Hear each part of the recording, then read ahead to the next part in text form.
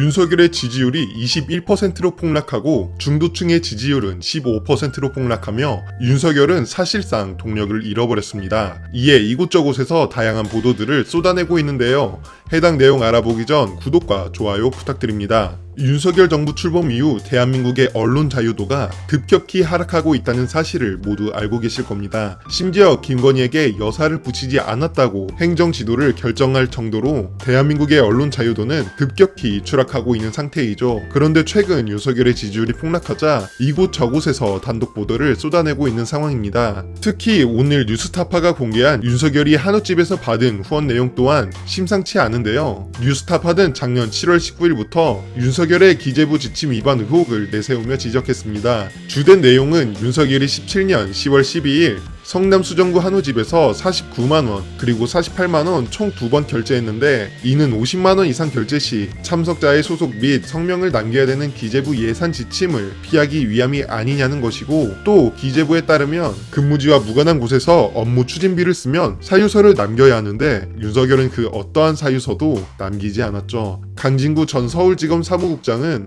뉴스타파와 통화를 통해 업무 추진비를 사용할 때 지역 제한 지침이 있다는 사실을 알았지만 당시 윤석열의 회식 장소가 서울인지 성남인지 판단하지 못했다고 말했죠. 허나 서울중앙지검과 약 10km 떨어져 있고 자동차를 타고 30분 정도 달려야 한다는 점에서 이 주장을 쉽게 용인할 수 없는 상황입니다. 그런데 윤석열이 이쪽이기 결제 의혹이 발생한 이에 한우집 사장에게 2021년 7월에 총 1,000만원의 정치 후원금을 받았다는 사실이 오늘 뉴스타파를 통해 밝혀진 것입니다. 이 금액은 대통령 후보에게 후원할 수 있는 최대 금액입니다. 하지만 개인이 단순 단골을 위해서 이 금액을 후원했다기엔 상당히 큰 금액이라 이 사실을 알고 있는 사람들은 의아해할 수밖에 없는 상황입니다. 그래서 뉴스타파는 해당 한우집을 찾아갔지만 그는 해외에 나가 있어 연락하기 어려웠습니다. 윤석열은 과거 지검장 시절에 해당 한우집을 2017년에 2번, 2018년에 1번, 2019년 2월과 3월에 3번 가서 모두 6번을 결제하고 국민 혈세 총 943만 4천원을 썼죠. 과연 그들이 어떤 사이길래